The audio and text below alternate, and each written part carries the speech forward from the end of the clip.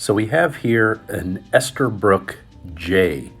This is a beautiful little fountain pen that was made in the 20th century. Esterbrook made this between 1941 and 1959 in Camden, New Jersey. You can see the beautiful green celluloid construction. And you notice those little holes in the cap there. That's when you unscrew it. It doesn't create a vacuum and pull the ink out of the sack. Taking a look here at the nib, this is an Esterbrook 6998 nib. It says Esterbrook, has that number, made in the USA. Esterbrook said this was for general writing. This is a filled with a lever mechanism, and as we pull the section off here, you can see the how the lever works. The sack has already been removed from this, and you can see the little lever in there that puts pressure on the sack that draws the ink up into the sack. And we're going to be replacing the sack here as part of this refurbishment. And we'll get started with that right away. The first thing is to make sure that the sack is the right length. I got this from Anderson Pens. They were a great vendor for this sack. It's a number 16 that goes on the Esterbrook J. So I'm checking to see what the maximum length would be and then laying out the section and the body so that we can mark off where to make the cut.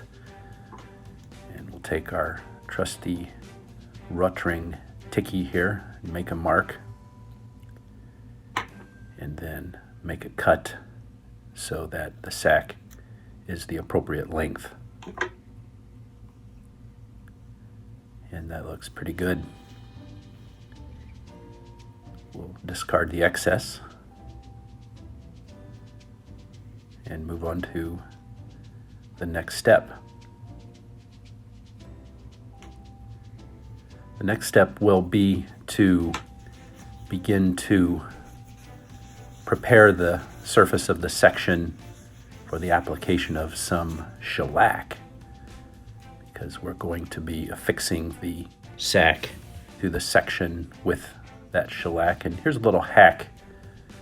I took a paper clip and bent it and putting the sack over it like this so that you can get a better access.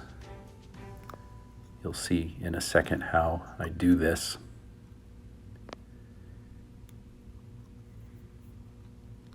This is probably the most challenging part of the refurbishment, so whatever we can do to make it easier is a help.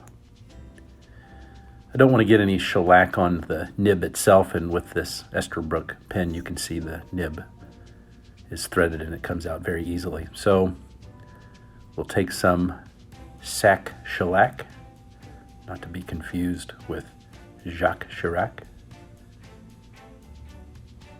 Little pen restoration humor there. And we'll put the shellac, careful only to get it on the surface of the section where the sack is going to be affixed. And like I said, this is the most challenging part, and if at first you don't succeed, try again.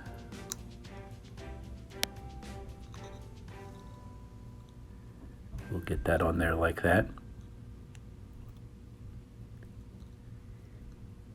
And here comes a tricky part, removing the paper clip. This can be a little bit jarring, as you'll see. And there we go. The sack is attached there.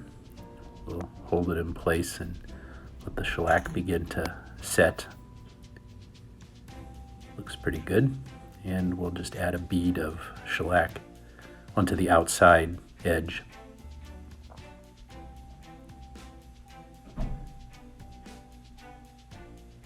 And we'll let this sit overnight while the shellac sets. Now it's the next day, and we have some talc. This is just Gold Bond powder.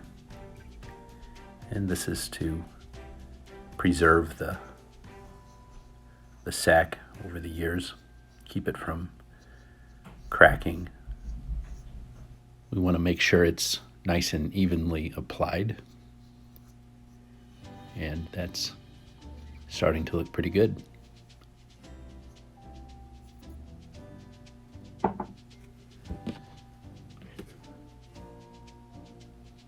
So the next thing we'll do is actually put the section back connected to the body, now with the sack attached. And it's starting to come together nicely.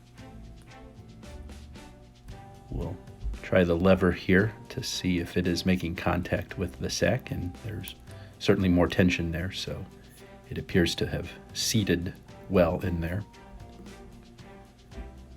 Let's put the nib back in the section. That just screws in nicely. That green celluloid really looks nice in the light when it spins around.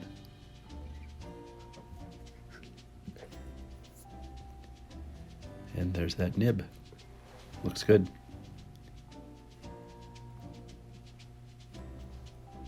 It's time to ink it. And our family favorite is the Diamine Presidential Blue. We'll uncap this. And it will be interesting to see how this works with the lever mechanism pushing in on the sack to create a vacuum and draw the ink through the nib up into the sack.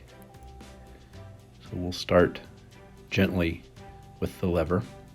Don't want to force it. And we can try it a little bit more. You can definitely tell that there's ink being drawn up in there. Give it a little dab here. This Presidential Blue is a really nice color. Always a good idea to cap the ink bottle as quickly as possible to avoid any accidents, and let's give it a try.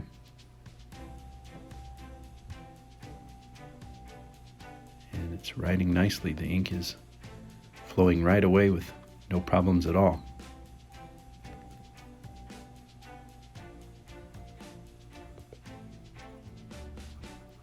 Always good to have an opportunity to practice one's penmanship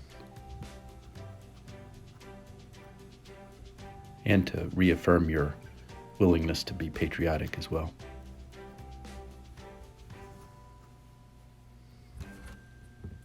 That's great. Writes really smoothly. It's hard to believe it's been years and years since this was written with, and I often wonder about whoever it was that had it back in the 40s or the 50s. They took good care of it. It's a really nice looking pen, and this refurbishment was relatively straightforward because it was in such good shape to begin with. Closer look at the imprimatur there, Esterbrook. Posts nicely.